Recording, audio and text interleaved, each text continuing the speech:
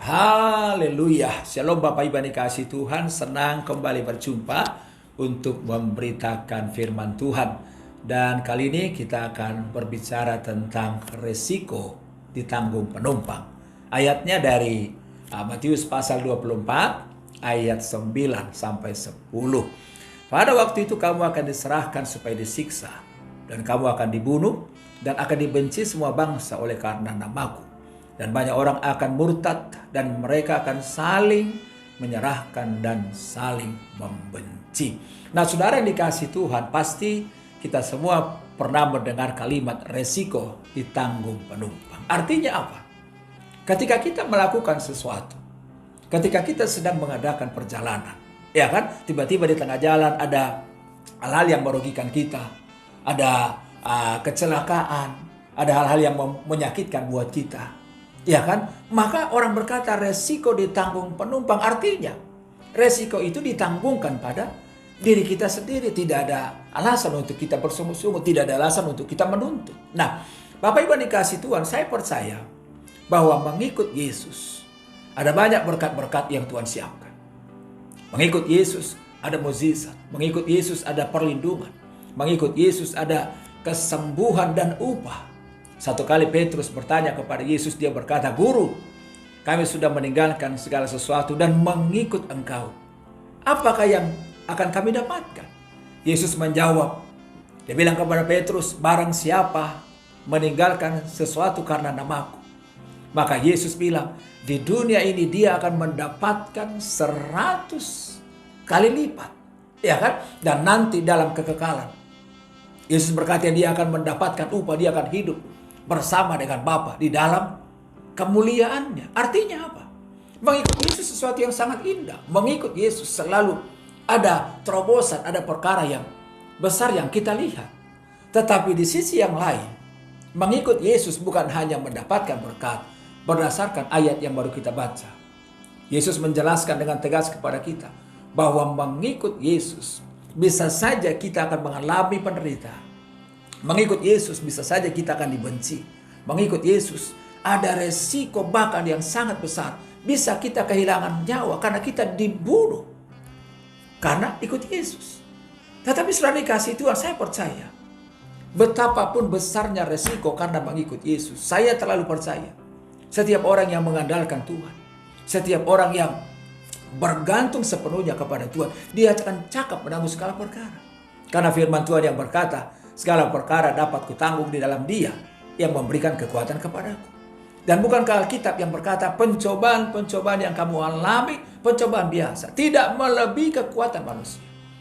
Dan kalau kita dicobai, Allah setia dan akan memberikan jalan keluar dalam hidup kita.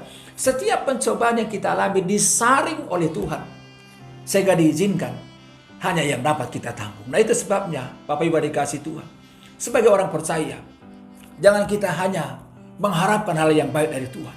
Kita harapkan berkat, kita harapkan mukjizat, kita harapkan kemakmuran dari Tuhan. Tetapi kita lupa bahwa ikut Yesus ada penderitaan. Dan saya selalu bilang, orang yang hanya mengharapkan berkat dari Tuhan, tidak siap menanggung penderitaan. Itu artinya sama seperti benalu yang hanya mengharapkan keuntungan bagi dirinya sendiri. Tetapi kita ditegaskan hari ini, mengikut Yesus ada resikonya.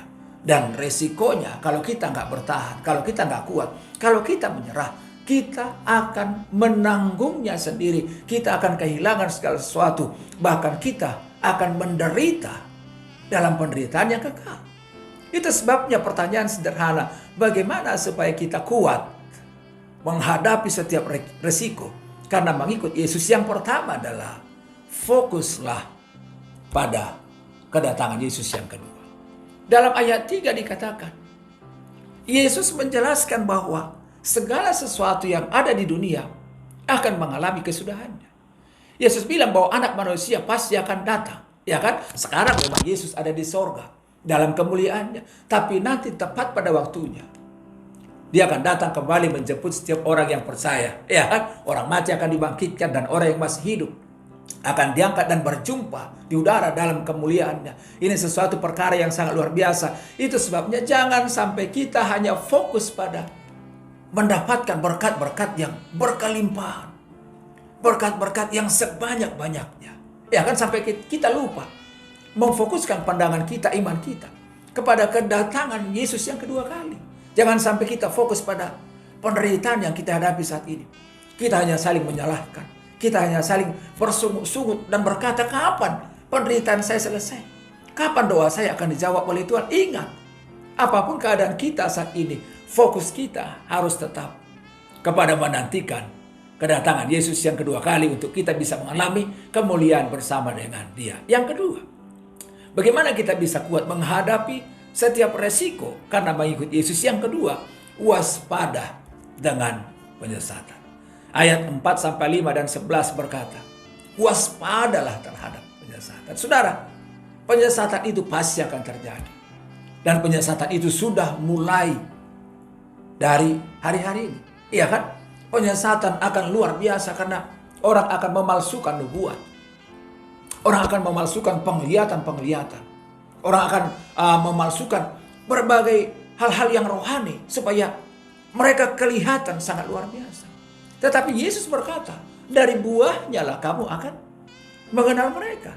Jadi saudara, ini kasih Tuhan supaya kita bebas dari berbagai penyesatan. Kita harus mengenal kebenaran yang sejati, mengenal Injil yang sejati. Karena kalau kita mengenal Injil, kita akan diberi kepekaan untuk mengenal seseorang. Oh, dia ini nabi palsu, oh dia ini penyesat. Karena itu seriuslah untuk membaca firman Tuhan, merenungkan firman Tuhan dan hidup dalam firman Tuhan. Yang ketiga, bagaimana supaya kita kuat dalam menanggung resiko mengikut Yesus? Yang ketiga adalah jangan takut dan gelisah menjalani hidup ini.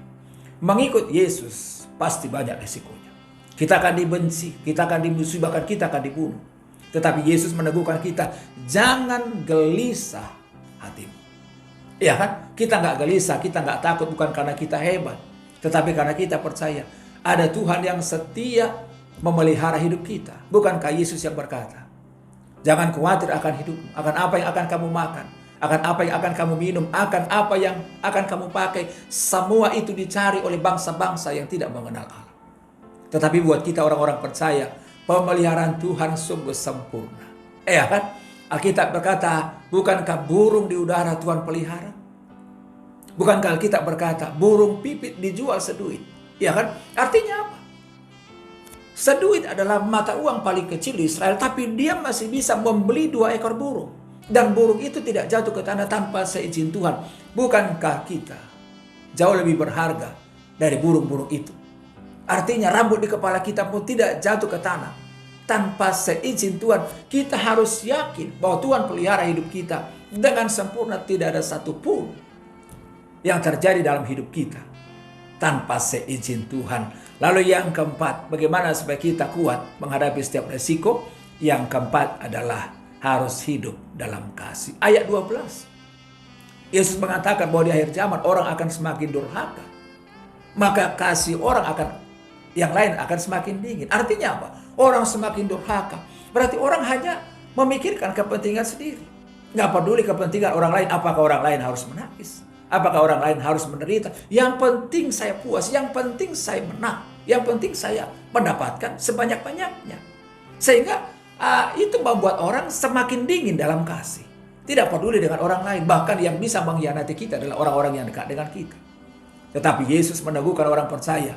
Tetapi kamu anak-anak Tuhan, kasihilah musuhmu dan berdoalah bagi mereka. Ya kan? Mungkin kita berkata, tapi kan itu berat Pak Pendeta. Saya tahu itu berat. Tapi itu akan menjadi indah ketika kita minta Roh Kudus menguatkan kita, memampukan kita untuk melakukannya. Karena bicara anak Tuhan bukan bicara hanya soal berkat, tapi bicara soal menghidupi firman dalam hidup kita. Yang terakhir, bagaimana supaya kita kuat menanggung segala penderitaan dalam hidup kita? Yang kelima, bertahan sampai pada kesudahannya.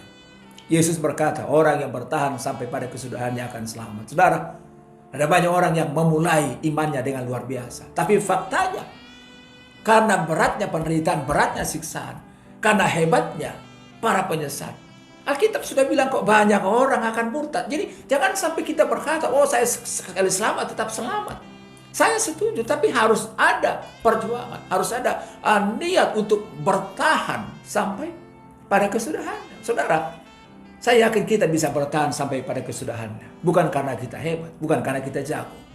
Tetapi Alkitab yang berkata, Tuhan akan mengutus Roh Kudus, akan menghibur kita. Tuhan akan memberikan Roh Kudus untuk mengajar kita, memberikan kita kekuatan sehingga kita cakap menanggung segala perkara. Selama kita melekat kepada pokok anggur, badai boleh ada, tantangan boleh ada, tapi kita akan tetap kuat dan bertindak. Doa saya, maju terus Bapak Ibu. Tuhan Yesus memberkati. Haleluya.